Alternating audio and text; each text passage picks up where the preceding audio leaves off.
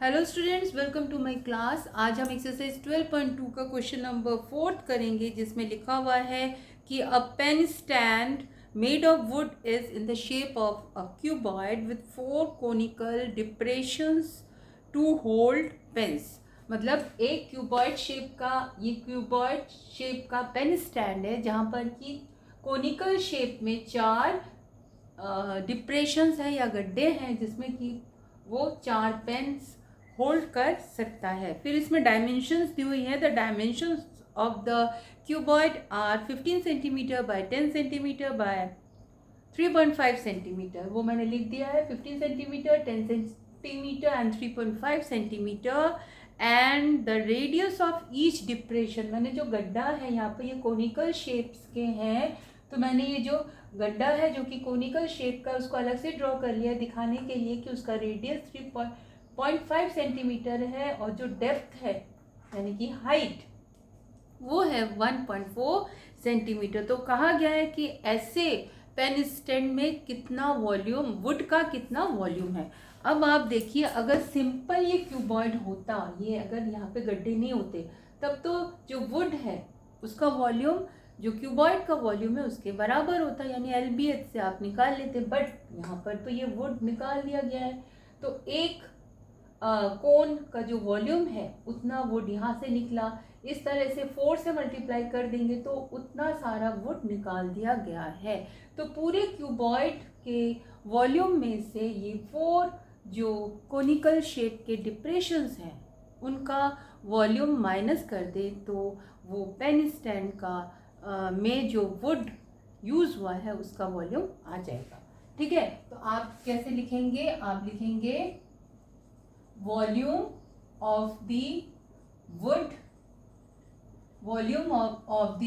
used in pen stand। क्या होगा वो होगा equals to volume of the cuboid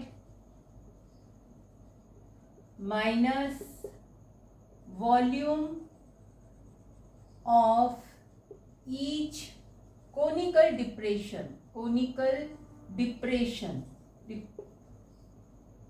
ठीक है, और इसमें हम 4 का मल्टीप्लाई कर देंगे। तो वॉल्यूम ऑफ द क्यूबॉइड का फॉर्मूला क्या होता है? वो होता है L into B into H, then you will write 4 into volume of each conical depression. Conical depression या कोनिकल शेप की जो सॉलिड होती है, कोनिकल शेप का जो सॉलिड है उसका वॉल्यूम क्या होता है? उसका वॉल्यूम होता है 1/3 पाई आर स्क्वायर एच। तो वही लिख देंगे हम 1/3 पाई आर स्क्वायर एच।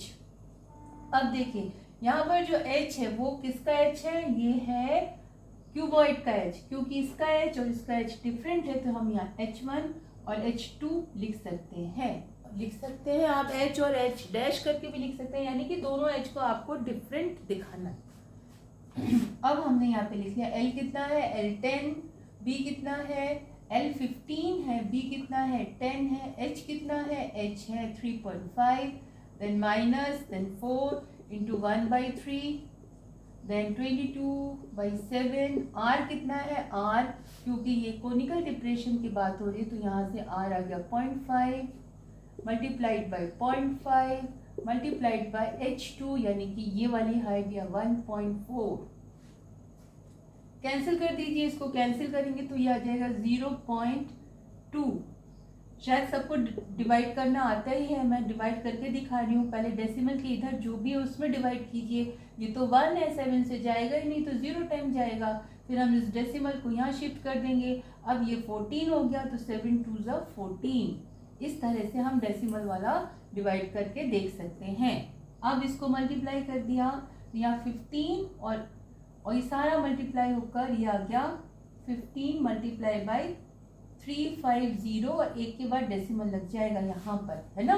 तो ये डेसिमल हट जाएगा, यानी इन दोनों को मल्टीप्लाई करना है तो ये दोनों मल्टीप्लाई होके आ जाएंगे। 15 5 ज़ा 75, 15 3 ज़ा 45 एंड 7 52।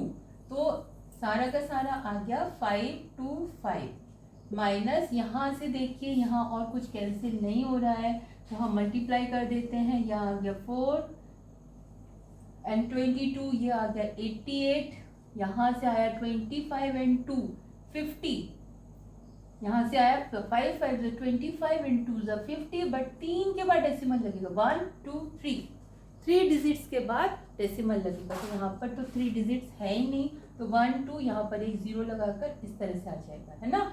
और फिर ये वाला 88, तो इस 88 में आपको मल्टीप्लाई करना है 0.05 को। तो यहाँ से आप देखिए यहाँ 5 8 40, 5 8 40 एंड 4 डेसिमल लगाएंगे 2 के बाद, यानी 4.4, यहाँ आ गया 4.4 और यहाँ पर आया आपका 3।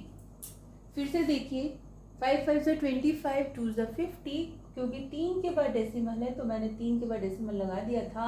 फिर इसका 88 में मल्टीप्लाई किया तो 5 8 40, 5 8 44, कैरी लगाकर फिर आफ्टर मल्टीप्लिकेशन डेसिमल हम लास्ट में लगाते हैं, तो 2 के बाद लगा दिया, मतलब 2 डिजिट्स के बाद है। आफ्टर 2 डिजिट्स हमने डेसिमल यूज़ किया तो 4.4 आ गया। इस तरह से आप 5.525 लिखेंगे, इसको इसमें डिवाइड करेंगे। डिवाइड करके मैं दिखा रही हूँ, डेसिमल के इधर 4 है तो 3 1 3 1, डेसिमल वहाँ शिफ्ट करिए, 4 उतारा, 3 4 12, देन 2 0 रखेंगे, 3 6 18, फिर आया 6 2, फिर आया 6, यानी रिपीट हो रहा है क्योंकि ये 5 से बड़ा है। After decimal if a digit is greater than 5 और इक्वल टू 5, देन उसको हम राउंड बनाने के लिए क्या करते हैं, उसके पहले वाला जो नंबर है उसमें एक ज़्यादा ले लेते हैं। क्योंकि हम 2 डेसिमल तक लेंगे तो ये वाला 6 हट जाएगा और यहाँ पे 7 आ जाएगा। तो यहाँ से आपका आया 3 1 3, देन 3 4 12 एंड 7। अब इसको मैं सब्ट्रैक्ट करना है। सब्ट्रैक्ट करने के लिए इसका डेसिमल कहाँ है ही नहीं, इसका डेसिमल नहीं है तो होल नंबर है, तो कहाँ रखेंगे, यहाँ पर, क्योंकि डेसिमल पार्ट तो इस तरफ होता है। फिर इसका डेसिमल यहाँ रखेंगे, फिर इसके नीचे इस तरह, फिर 4 7। बच्चे क्या करते हैं, जल्दी में 47 लिख देते, नहीं, डेसिमल से माइनस करते वक्त आपको सारे जो इक्वल जो प्लेस है वो इक्वल करनी पड़ती हैं, तब जाके उसको सब्ट्रैक्ट करिए। यहाँ से ये 0 है तो ये से बोरो करेगा, बट ये दे नहीं पाएगा, ये भी यहाँ से बोरो करेगा, यानी 10 में से 7 गए 3, ये 10 में से 1 यानी कि 9 था, 9 में से 5 गए, 9 में से 4 गए 5, देन दिस वन इज 4, 4 में से 1 गए 3 2 एंड 5, यानी कि 5 2 3.53।